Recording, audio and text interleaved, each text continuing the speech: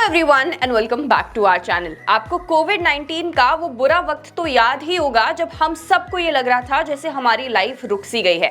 ना ही हम बाहर जाकर शॉपिंग कर पा रहे थे और ना ही कुछ खा पा रहे थे और इसकी वजह से बिजनेसेस को भी काफी ज्यादा नुकसान हुआ था। लेकिन क्या आपको पता है कि कोविड-19 के दौरान जब हर एक चीज रुक गई थी तो उस टाइम पर भी ऐसी कौन सी चीजें थी जो हम स्टिल यूज कर रहे थे? वेल देखिए, कुछ ऐसी इसेंशियल चीजें होती हैं जो कितना भी बड़ा पेंडेमिक क्यों ना आ जाए लेकिन हम उसे यूज जरूर करते हैं।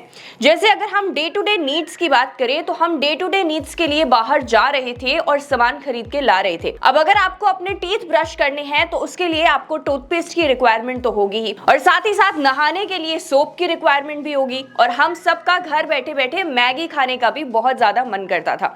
तो ये सारी ऐसी चीजें हैं जिन पर हम स्टिल खर्चा कर रहे थे। अब ये सारी कंपनीज जिनके प्रोडक्ट को हम यूज कर रहे थे, फॉर एग्जांपल टूथपेस्ट, सोप या फिर मैगी, इन सारी कंपनीज को हम नॉन साइक्लिकल कंपनीज कहते हैं और इनके स्टॉक्स को नॉन साइक्लिकल स्टॉक्स कहा जाता है। आसान भाषा में आपको समझाऊं तो एफएमसीजी सेक्टर के अंदर ये आती हैं सारी कंपनीज और ये ऐसी कंपनीज होती हैं कि मार्केट में किसी भी तरीके की सिचुएशन हो या फिर इकोनॉमी के अंदर एक पेंडेमिक ही क्यों ना आ जाए, लेकिन ये डेली नीड्स ऐसी हैं जिनकी रिक्वायरमेंट आपको होती ही है। And that is why even in such difficult times ये कंपनीज ऐसी होती हैं जो बेनिफिट जरूर करती हैं। आपने देखा होगा कि जब भी मार्केट के अंदर कोई डाउनवर्ड मूवमेंट आती है और सभी सेक्टर्स के स्टॉक नीचे चले जाते हैं, तब भी ये नॉन साइक्लिकल स्टॉक्स कुछ ऐसे होते हैं जो या तो मार्केट के कंपैरिजन में कम गिरते हैं या फिर बिल्कुल नहीं गिरते। और इसीलिए इस तरीके के जो नॉन साइक्लिकल स्टॉक्स होते हैं ये हमें मार्केट के डाउनवर्ड मूवमेंट से बचाते हैं। अब देखिए, अगर मैं आपको इन नॉन साइक्लिकल स्टॉक्स के कुछ एग्जांपल दूं तो काफी सारे एग्जांपल हैं, जैसे कि हिंदुस्तान यूनिलीवर,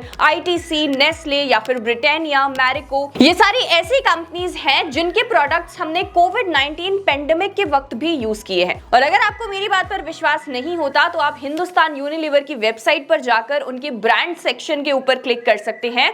बहुत सारे प्रोडक्ट आपके सामने डिस्प्ले हो जाएंगे and I am pretty sure कि उसमें से आपने कोई ना कोई प्रोडक्ट कोविड-19 पेंडेमिक के दौरान जरूर यूज किया होगा। और अगर हम इन सारी चीजों को हटा दें तो नेस्ले की मैगी तो आपने कोविड-19 के वक्त जरूर खाई होगी। अब देखिए, इन्हीं सारे नॉन साइक्लिकल स्टॉक्स को मिलाकर बनाया गया है निफ्टी का एक इंडेक्स जिसे Nifty non cyclical consumer index कहा जाता है। ये इंडेक्स इन्हीं सारी नॉन साइक्लिकल स्टॉक्स को ट्रैक करता है और आपको ये अपॉर्चुनिटी देता है कि आप इन सारे स्टॉक्स के अंदर एक इंडेक्स के थ्रू इन्वेस्ट कर सके। तो चलिए अब जल्दी से हम निफ्टी के इस नॉन साइक्लिकल कंज्यूमर इंडेक्स की डिटेल्स के बारे में डिस्कस कर लेते हैं। तो देखिए, to know about the details of this Nifty non cyclical consumer index आपको एनएसई की वेबसाइट पर जाना है और उसकी वेबसाइट पर जाके इंडिसेस पर क्लिक करना है। इंडिसेस के अंदर आपको थीमेटिक इंडिसेस का एक ऑप्शन मिलेगा जिसके अंदर आपको Nifty non cyclical consumer index के ऊपर क्लिक करना है। अब इस इंडेक्स की आपको फैक्ट शीट खोलनी है जो आपको वहां पे मिल जाएगी और इस फैक्ट शीट के अंदर आपको इस इंडेक्स से रिलेटेड सारी डिटेल्स मिल जाएंगी। तो चलिए वन बाय वन हम इस इंडेक्स की सारी डिटेल्स को डिस्कस करते हैं। तो देखिए, यहाँ पर लिखा हुआ है that the Nifty non-cyclical consumer index aims to track the performance of portfolio of stocks that broadly represent as non-cyclical consumer theme within the basic industry of consumer goods, consumer services, telecom services, media, entertainment, publication, textile sectors, etc. और ये total largest 30 stocks की performance को track करते हैं। The weight of the stocks in this index is based on the free float market capitalization with a weight of a stock in the index capped at 10%। अब देखिए, अगर telecom services की बात करी जाए, मीडिया और एंटरटेनमेंट सर्विसेज की बात करी जाए तो कोविड-19 पेंडेमिक का वक्त ऐसा था जब हमने इन सर्विसेज को सबसे ज्यादा यूज किया। हमने मोबाइल डेटा भी बहुत ज्यादा यूज किया और हमने मीडिया और एंटरटेनमेंट सर्विसेज को भी काफी ज्यादा कंज्यूम किया। अब चलिए इस इंडेक्स की पोर्टफोलियो कैरेक्टरिस्टिक्स के बारे में बात करते हैं। तो जैसे कि मैंने आपको बताया, इन टोटल ये 30 स्टॉक्स की परफॉर्मेंस को ट्रैक करता है। अगर हम इस इंडेक्स की लॉन्च डेट की बात करें तो it was launched on 17 November 2021। Sector representation की अगर हम बात करें तो एफएमसीजी सेक्टर का वेट इसके अंदर 43.14% का है, consumer services 21.48%, consumer durables 20.08%, telecommunication 11%, other services 2.57%, textiles 1.07% and lastly media entertainment and publication 0.65%। इसके अलावा यहाँ पे आप इस इंडेक्स के टॉप कंस्टिट्यूएंट्स बाय वेटेज को भी देख सकते हैं, जहां पे हिंदुस्तान यूनिलीवर का नाम सबसे पहले है जिसका वेटेज 9.90% है।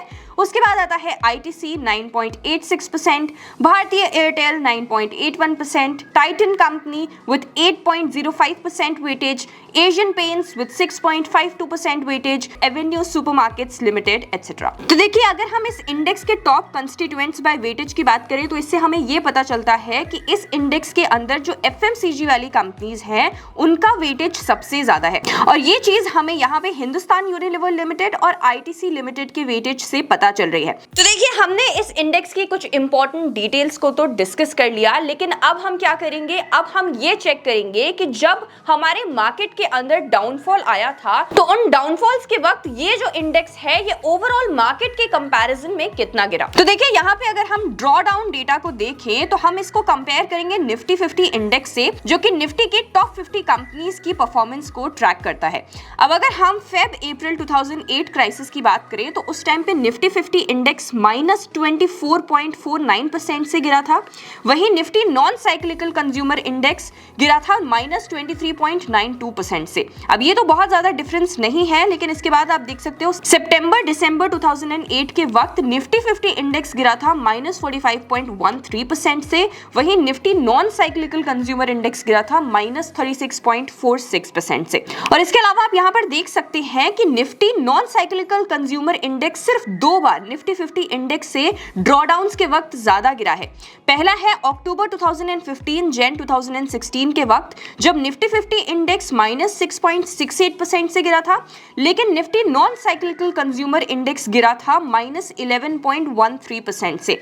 और उसके बाद आप देख सकते हैं दिसंबर 2022 के वक्त, जब निफ्टी 50 गिरा था -6.52% से, और अगर हम Nifty non cyclical consumer index की बात करें तो ये गिरा था -10.46% से। इसके अलावा और सारे ड्रॉडाउन्स के वक्त आपने देखा कि मेजॉरिटी ऑफ द ड्रॉडाउन्स के वक्त निफ्टी 50 इंडेक्स के कंपैरिजन में Nifty non cyclical consumer index कम गिरा। तो देखिए इससे एक चीज साफ हो जाती है कि ड्रॉडाउन्स के वक्त अगर हम कंपेयर करें ओवरऑल मार्केट से Nifty non cyclical consumer index को, तो ये हमेशा कम गिरता है, क्योंकि जैसे कि मैंने आपको बताया कि इवन इन डिफिकल्ट टाइम्स ये जो नॉन साइक्लिकल कंपनीज के प्रोडक्ट्स होते हैं हम इन्हें इस्तेमाल जरूर करते हैं। तो ये जो नॉन साइक्लिकल कंपनीज के स्टॉक्स हैं ये ऐसे स्टॉक्स हैं जिनके अंदर कभी भी इन्वेस्टमेंट करी जा सकती है, ये एवरग्रीन स्टॉक्स हैं, हमेशा ये मार्केट डाउनफॉल से आपके पोर्टफोलियो को प्रोटेक्ट करते हैं। तो चलिए अब हम Nifty non cyclical consumer index की पीई रेशियो को भी देख लेते हैं। तो इनका लास्ट 10 ईयर का एवरेज पीई कितना है, ये है 101.01।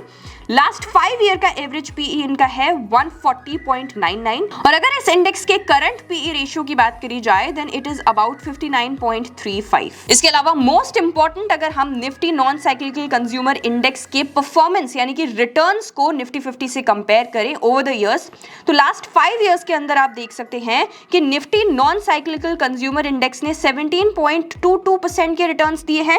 वहीं अगर हम निफ्टी 50 की बात करें तो निफ्टी 50 ने 16.15% के रिटर्न्स दिए हैं। लास्ट 10 इयर्स के रिटर्न्स की बात करी जाए तो Nifty non cyclical consumer index ने 16.38% के रिटर्न्स दिए हैं, वहीं निफ्टी 50 ने 14.57% के रिटर्न्स दिए हैं। और अगर हम लास्ट 15 इयर्स की बात करें तो Nifty non cyclical consumer index ने 17.66% के रिटर्न्स दिए हैं, वहीं निफ्टी 50 ने 15.40% के रिटर्न्स दिए हैं। तो देखिए चाहे आप लास्ट 5 ईयर के एवरेज रिटर्न्स को देखें, चाहे लास्ट 10 ईयर के एवरेज रिटर्न्स को देखें, या फिर आप लास्ट 15 इयर्स के एवरेज रिटर्न्स को देखें, Nifty non cyclical consumer index ने निफ्टी 50 इंडेक्स से अच्छा परफॉर्म किया है। चलिए now let's quickly discuss the benefits of investing in these non cyclical stocks. तो देखिए सबसे पहला बेनिफिट तो है लेस वॉलेटाइल। जैसे कि मैंने आपको बताया कि ये जो स्टॉक्स होते हैं ये काफी ज्यादा कम वॉलेटाइल होते हैं और मार्केट के गिरने पर ये कम गिरते हैं मार्केट के कंपैरिजन में। तो ये जो स्टॉक्स होते हैं ये आपको स्टेबल रिटर्न्स देते हैं और साथ ही साथ मार्केट के डाउनवर्ड मूवमेंट से आपके पोर्टफोलियो को हेज भी करते हैं।